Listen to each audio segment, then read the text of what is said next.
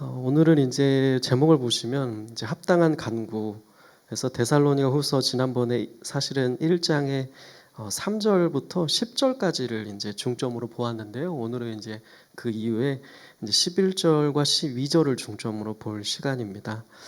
맥락을 기억하기 위해서 이제 그림과 이제 전에 나온 그 성경 본문의 빈칸도 좀 몇 개 뚫어 놓았는데요. 일단은 그림을 한번 보시면 좋겠습니다. 여기 캡처해서 가운데에 지난번에 잠시 띄워드렸던 그림을 가지고 왔는데요. 한번 전제 조건이라고 되어 있는 걸 같이 한번 읽어볼까요? 네, 문장 짧지만 읽어보겠습니다. 시작. 바울처럼 기도하려면 바울처럼 생각해야 한다. 네, 그래서 이런 어떤 모토 아래 지난 2과가 진행됐던 것 같습니다. 그래서 지난번에는 여기 나오는 1단계 사고의 틀을 그 성경적 사고의 토대를 형성하는 시간을 가졌다면 이번에는 11절과 12절에 나오는 실제적인 간구에 대해서 배우는 시간이 된다고 보시면 되겠습니다. 그래서 여기 그 그림 아래서 두 번째 줄 보시면 바울이 기도하는 내용과 이유는 다분히 그 틀이 계속해서 지배하는 걸 이번 과에서 한번 쭉 보시게 될 겁니다. 한번 이제 빈칸을 한번 채워보겠습니다. 이제 메시지 성경을 다시 한번 쭉 넣어 놓았는데요. 일단은 지난번에 그 두 가지 큰 틀을 배웠는데 기둥이라고 할 수 있을 텐데요. 첫 번째는 은혜의 징후들로 인한 감사였는데 그 징후 세 가지가 있었습니다. 그래서 보시면 바울의 감사에 등장하는 그 징후가 첫 번째 보면 여러분의 빈칸을 채워보겠습니다.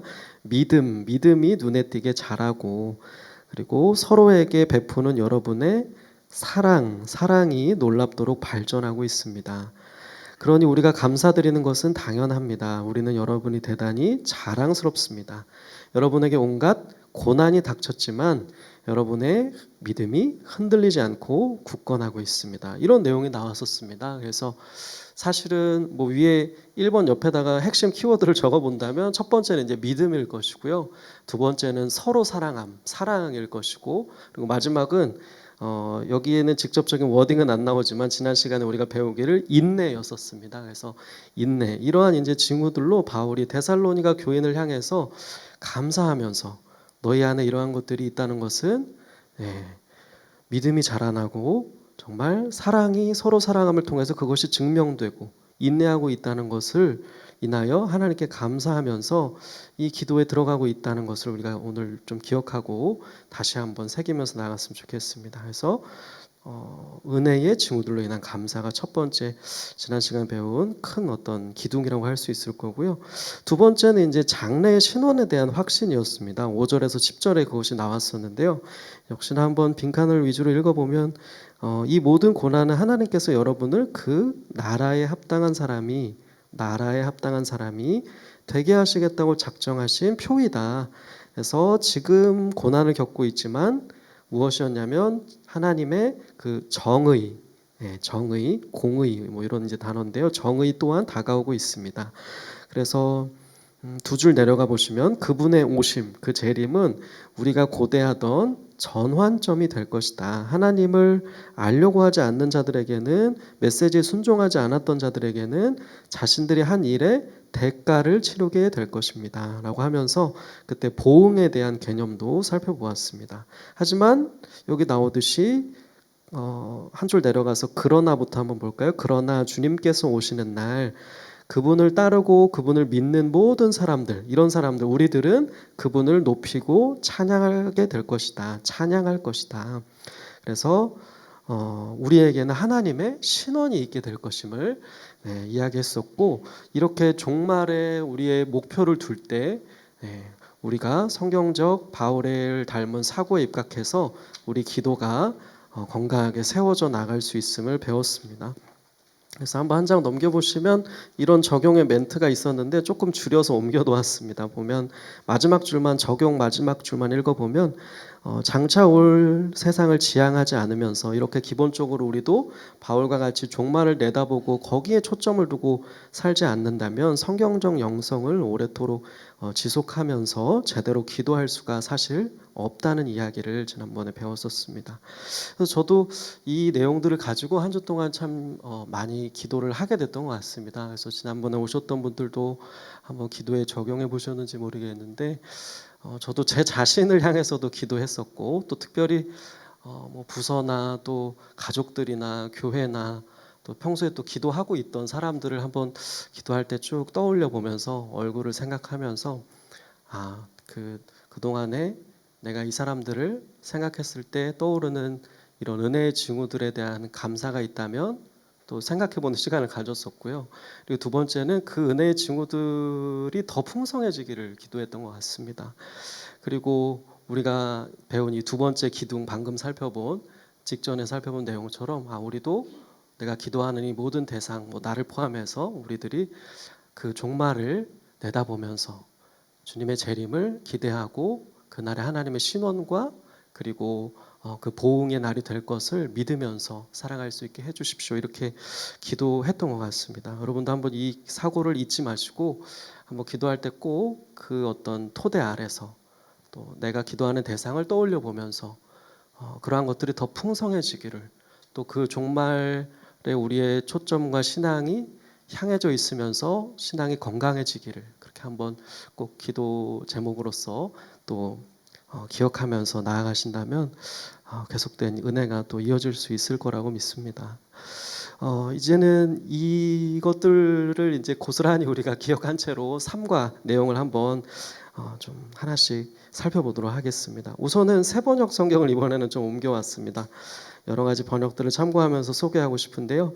여기서도 카슨이라는 사람이 설명하는 내용을 잘 반영한 번역인데요.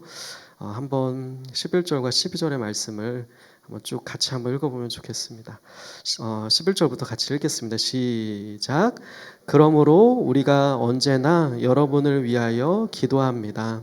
그것은 우리 하나님께서 여러분을 그의 부르심에 합당한 사람이 되게 해 주시며 또 그의 능력으로 모든 선한 뜻과 믿음의 행위를 완성해 주시기를 비는 것입니다. 이렇게 해서 우리 하나님과 주 예수 그리스도의 은혜로 우리 주 예수의 이름이 여러분에게서 영광을 받고 여러분도 그리스도 안에서 영광을 받게 하려는 것입니다. 아멘. 네, 그래서 여기에서 이제 기도의 제목이 나오고 있습니다. 그래서 11절에 나오는 게 이제 기도의 두 가지 제목이 나오고 있음을 먼저 배울 것이고요. 한번 눈으로 확인해 보시면, 그리고 12절로부터는 우리는 두 가지를 또 배우게 될 텐데요. 그 첫 번째는 기도의 목표를 배울 것이고 12절에서는, 그리고 12절에서 배우는 두 번째는 기도의 근거를 배울 것입니다. 그래서 옆에 혹시 메모해 보셔도 좋겠습니다. 그래서 11절로부터는 오늘 저자의 어떤 가르침에 따라서 기도의 제목을 배워볼 것이고 12절로부터는 기도의 목표 그리고 기도의 근거를 한번 배우게 된다. 이렇게 한번 숙지한 채로 1번을 한번 들어가 보겠습니다. 1번에서 이제 기도 그 제목이 이제 나오게 됩니다. 한번 읽어보면요. 가장 중요한 것들로 인해 감사드리며 영원한 가치를 마음의 최우선 순위에 두고 살기로 작정했다면, 여기까지가 이제 이과의 내용입니다. 그래서 이과의 내용이 됐다면 이제 우리는 무엇을 위해 기도할 것인가? 데살로니가 그리스도인들을 위한 바울의 기도에서 우리는 두 종류의 간구, 그러니까 기도 제목을 살펴볼 수 있다 하면서 첫 번째 이제 빈칸을 채우면요. 바울은 하나님께서 이 그리스도인들을 부르심에 합당하게 해 주시도록 기도한다라는 것입니다. 바울이 여기에 이제 11절 상반절을 한번 보시면 A에 옮겨 놓았는데요. 기도합니다라고 해놓고 이렇게 이야기하고 있습니다. 우리 하나님께서 여러분을, 데살로니가 교인 여러분을 그의 부르심에 합당한 사람이 되게 해주시기를 기도합니다라고 합니다. 여기에서 이제 저자분이 어떤 신학적인 설명을 좀 자세하게 해주고 있습니다. 먼저는 하나님의 부르심에 대한 것인데요.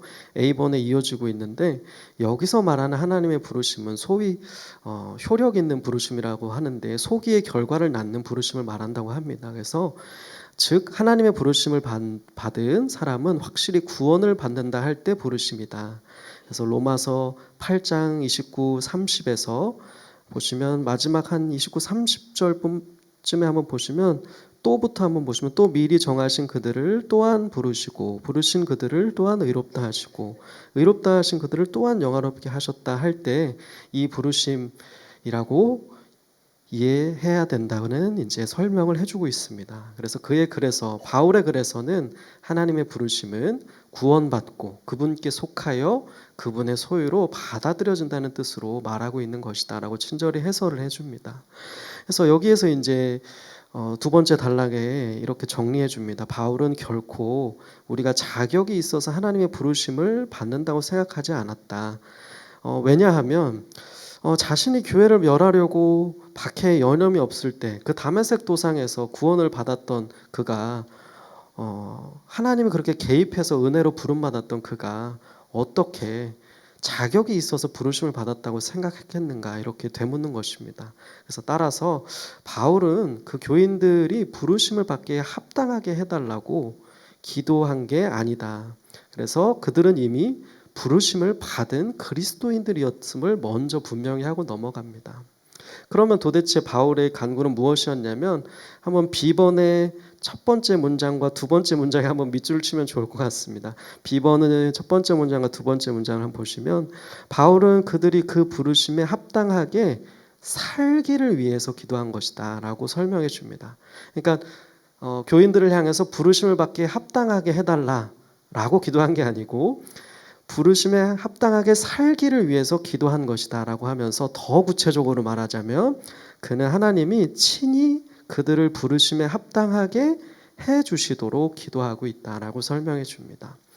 왜냐하면 부르심을 받을 때는 우리도 이제 똑같을 텐데요. 우리 중 누구도 전혀 합당하지 못했기 때문이고 그러나 바울은 이제는 우리가 그때와 달라지기를 원하여서 그 목표를 놓고 기도하고 있는 것이다 라고 설명합니다. 그래서 그의 기도대로 우리는 그리스도인이자 살아계신 하나님의 자녀라는 신분에 온전히 합당해져야 한다. 십자가를 지신 예수님의 사랑에 합당해져야 한다는 사실을 가지고 기도하고 있는 것이다 라고 이 맥락을 잘 짚어주고 있습니다. 우리가 아마 고난 주간에도 이런 부분을 또 많이 묵상했던 것 같은데요. 우리가 그 사랑, 받은 사랑에 합당해지기를, 우리가 그 부르심에 합당한 자로 살아갈 수 있기를 그것을 가지고 하나님께 기도한다는 것이죠. 부르심은 이미 받았고 그 교인들을 향해서 그 부르심에 합당하게 살기를 기도한다. 이것을 꼭 기억해 주시면 좋겠습니다. 그렇다면 여기 이제 C번을 보시면 이렇게 이제 적용을 더 구체적으로 들어갑니다. 이런 바울의 모범적 기도에 근거해서 이미 분명해진 사실이 있다고 이야기하는데요. 무엇이냐면 우리가 주로 간구할 제목이 성공, 재물, 인기, 건강, 똑똑함, 실적, 행복, 외모 따위여서는 안 된다는 것이다. 물론 여기에서 이제 주로라는 표현을 썼습니다. 그것을 위해서 기도해서는 아예 안 된다 이건 아니고 주가 돼서는 안 된다 이걸 이제 이야기하는 것인데요. 또한 바울이 우리에게 모든 문제가 사라지게 해달라고 가르친 것은 더더욱 아니었다. 여기서는 그의 기도는 여기서 앞서 말한 틀에 지배당하고 있는 것이다.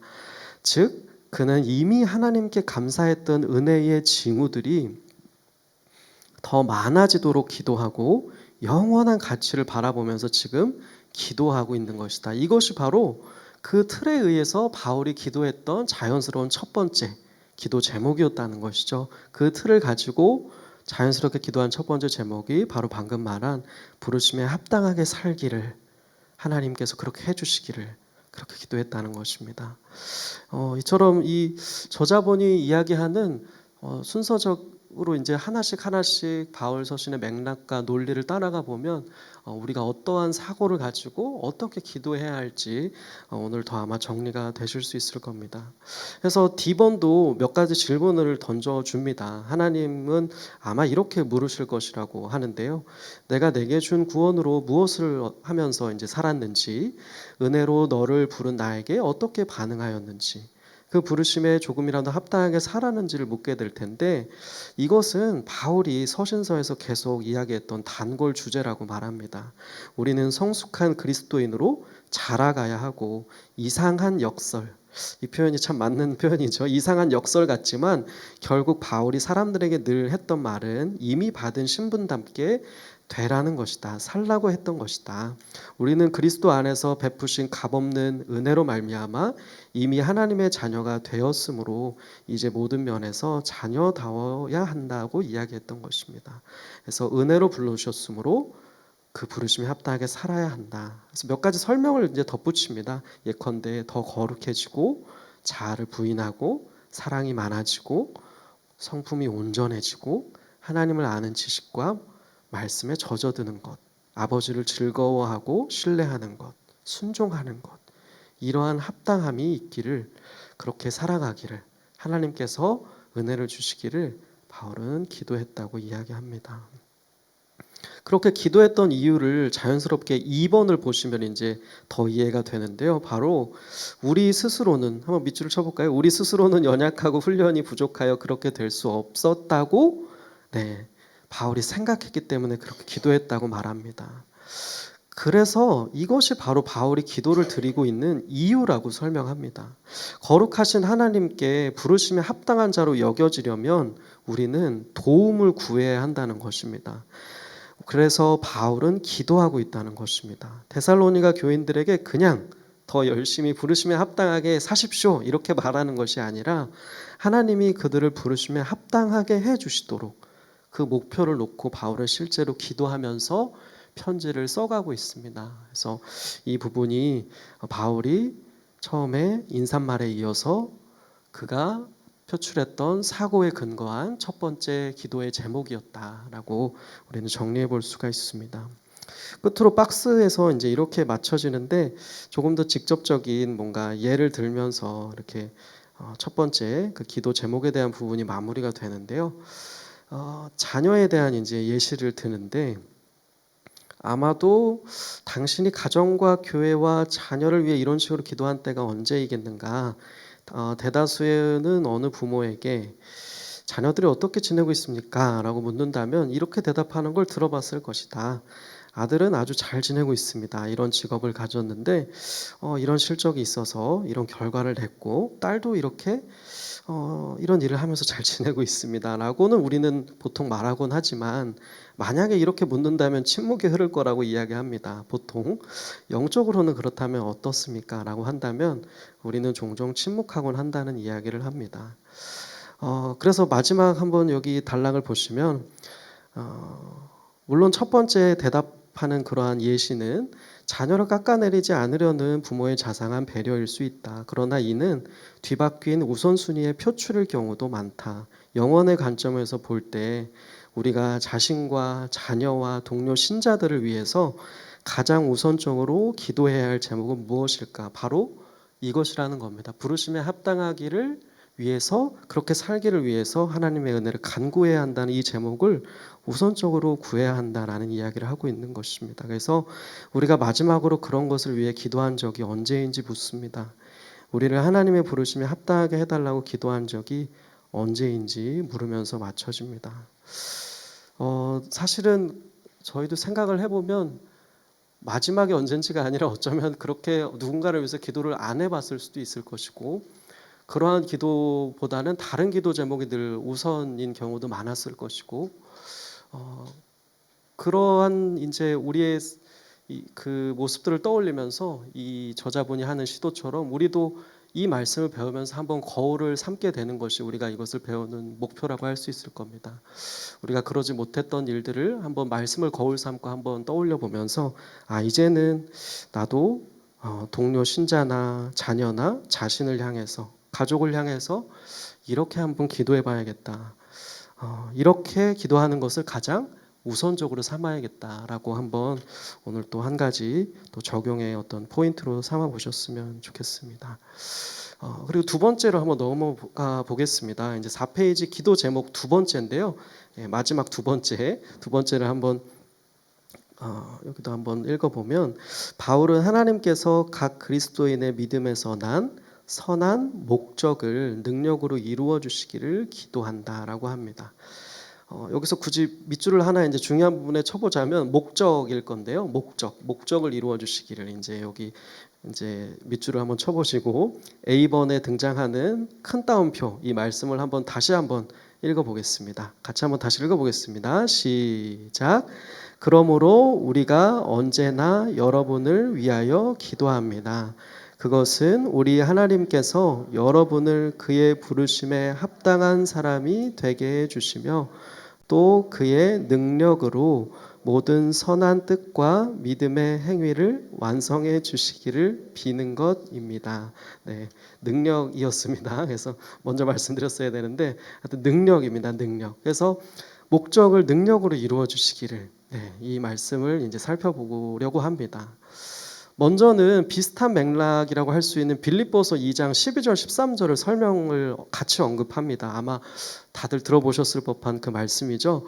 하나님은 우리 안에 소원을 두고 행하신다. 이 말씀과 연계해서 해설을 해줍니다.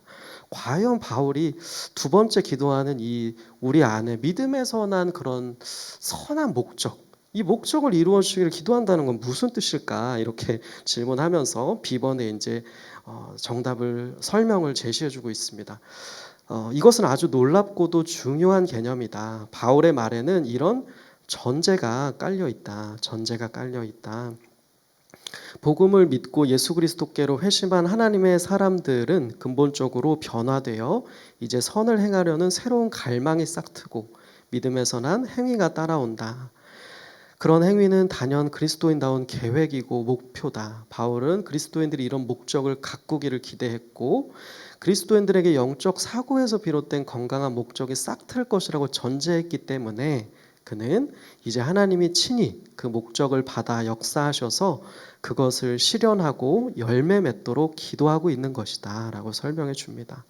물론 이러한 것들을 왜 기도해야 되냐면 한번 C번에 있어서 세 번째 줄 여기 중간쯤 보시면 우리는 종종 이렇기 때문이라고 설명합니다. 허망한 꿈으로 끝날 때가 있고 선한 목적이 그리고 그 선한 목적이 생명력 없이 활동만 부산하게 끝날 때도 있다고 말합니다. 어느 쪽이든 간에 양쪽 다 영적으로 무기력하기는 마찬가지고 우리가 한쪽으로는 허망한 꿈으로 실천력 없이 그냥 끝나버릴 때도 많고 선한 목적을 가지고 있더라도 믿음에서 난 그리고 다른 한쪽으로는 어떻게 이야기하는 거냐면 막 행정도 조직하고 막 이렇게 해야겠다 하면서 실제 실행도 막 하는데 그저 생명력 없이 활동만 부산하게 된다. 그것을 뭐라고 설명하고 있냐면 하나님의 은혜를 간구하지는 않고 그저 생명력 없는 그러면서 이 저자분이 이제 예시로 든 것은 시편에 나오는 하나님이 지켜주시지 않으면 파수꾼의 지킴이 헛되다라고 하면서 그저 우리가 하나님이 은혜를 간구하지 않고 그런 실천만 이어진다면 우리가 과연 무엇을 이룰 수 있겠는가 이런 이제 이야기를 합니다. 그래서 바울은 그 선한 목적을 우리 안에서 믿음에서 난 선한 목적들을 하나님이 능력으로 이루어 주시기를 기도하고 그 기도가 꼭 필요하다는 것을 우리가 여기서 배워야 한다고 말하고 있습니다. 그래서 보시면 여기 C번 두 번째 단락에 이런 어떤 우리 교회나 선교단체 특별히 이제 우리 교회를 향해서도 이런 포인트로 삼을 수 있는 적용 문장들이 있습니다. 그래서 우리는 자신의 의제와 우선순위를 매번 돌아보면서 물어야 한다고 합니다. 소속 교회, 선교단체 구성원들과 지도자들에 대해서도 마찬가지다. 우리의 취지와 목적은 무엇인가? 사명과 방향은 무엇인가? 우리가 그리스도를 위해 시도해야 할 일은 무엇인가? 이렇게 물어야 된다고 말합니다. 저희 교회도 이제 늘 설립 목적에 대한 비전을 공유하시고 20주년을 맞아서 막 우리 교수님, 강사님도 초청하고 아마 이것에 대해서 계속 씨름하고 질문하고 기도하는 이러한 걸음들도 여기에 해당한다고 생각이 듭니다. 그래서 여기서 말하기를 그러한 질문에 대한 답이 나오거든 우리는 무엇을 해야 하냐면 바로 바울처럼 하나님께서 그분의 크신 능력으로 이처럼 선한 목적이나 믿음에서 난 행위에 풍성한 열매를 맺어주시도록 중보해야 된다. 이러한 일이 없이는 아까 말한 것처럼 우리의 그러한 목적은 허망한 꿈으로 끝나든지 생명력 없는 그냥 활동으로만 남기 때문이다 라고 정리해주고 있습니다. 그리고 이제 2번으로 한번 넘어가 보겠습니다. 지금까지는 기도의 제목에 대해서 두 가지를 살폈다는 거 여기에서 한번 끊고 이제 2번 여기 큰 2번인데요. 큰 2번 앞에 이렇게 한번 적어주시면 되겠습니다. 큰 2번 위에다가 한번 적어볼까요? 기도 목표라고 한번 적어보시면 되겠습니다.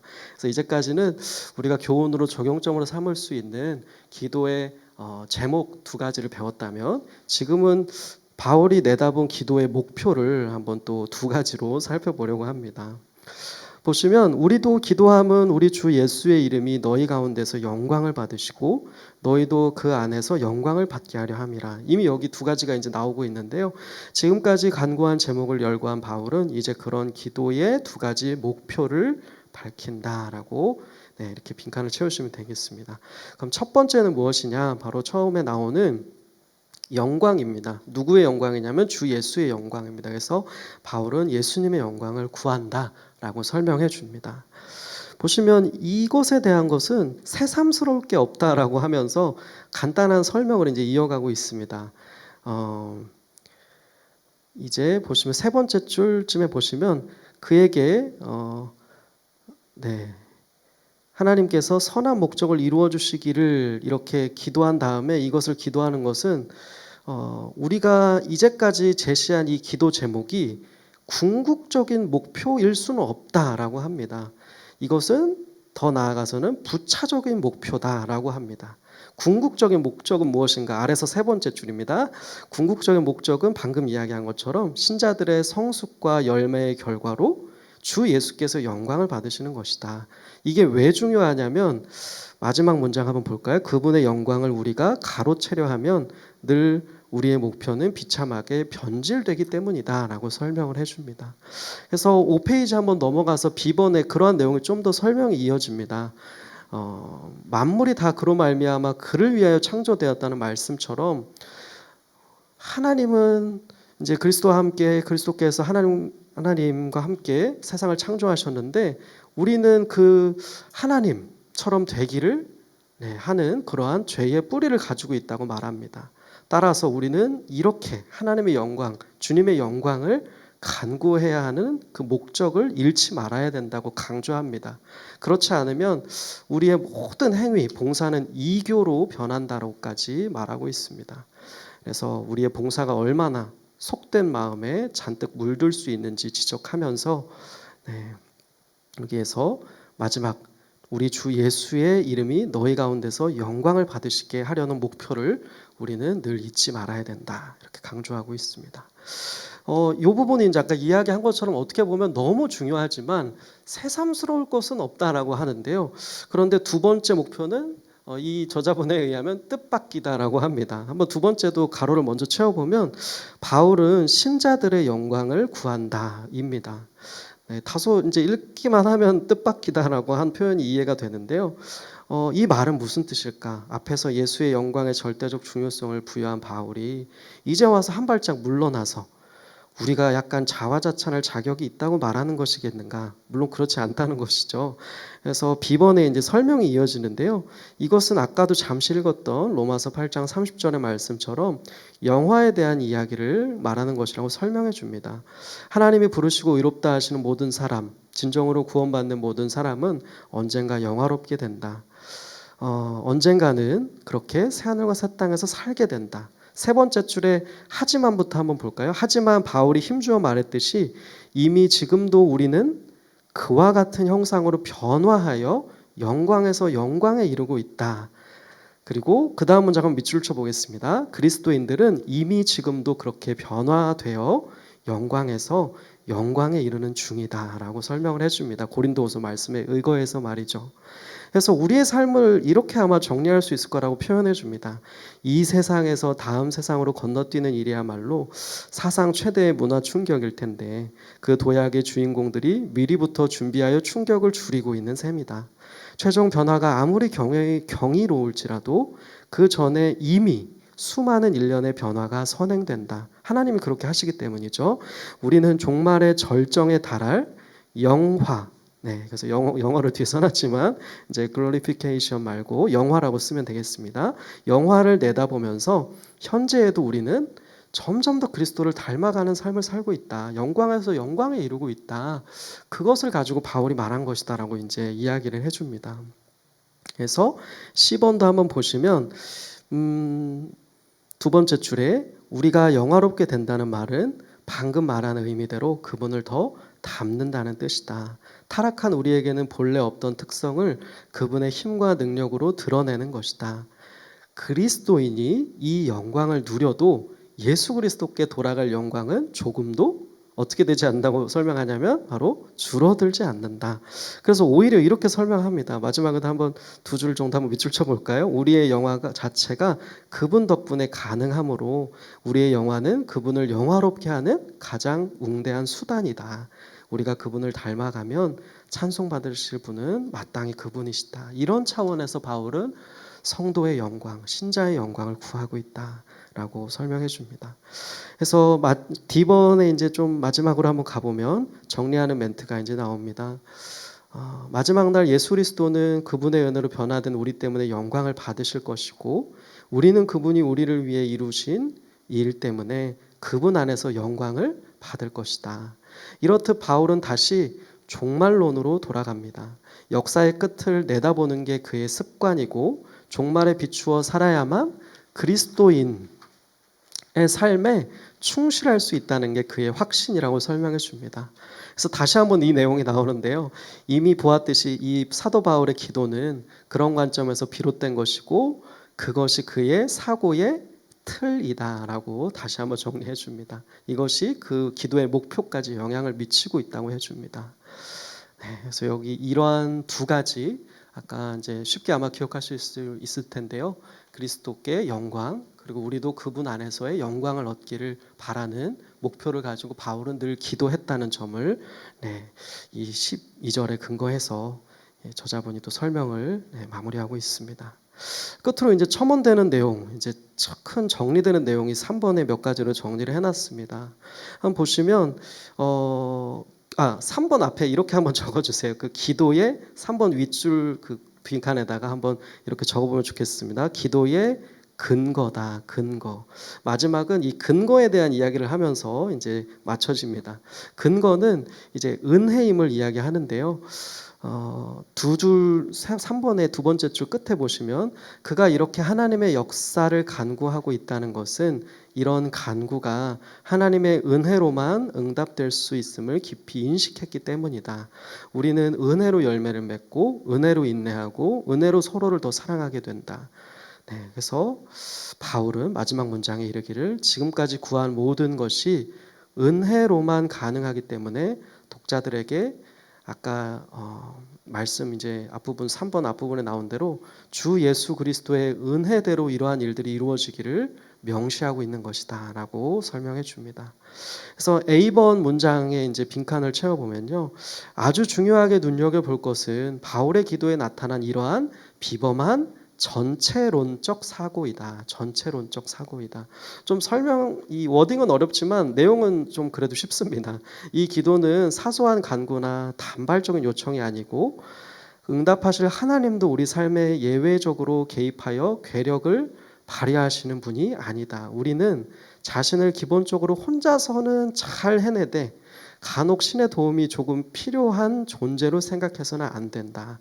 잘 다듬어진 기도로 복을 조금 얻으려고도 생각해서도 안 된다.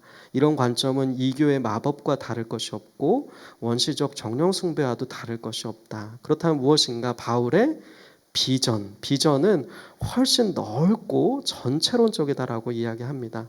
그는 과거에 받은 은혜를 기억하며 우리 삶의 방향을 생각한다고 합니다. 최종 완성과 신원을 내다보고 종말에 비추어 어떻게 살아가야 할지, 이교의 마법이나 원시적 정령 숭배와는 다르게 통찰하면서 기도한다라고 설명해 줍니다. 이 비전을 통해 여기 밑줄을 한번 마지막 쳐볼까요? 이 비전을 통해 우리는 하나님의 우주 안에 제대로 놓이게 된다라고 말합니다.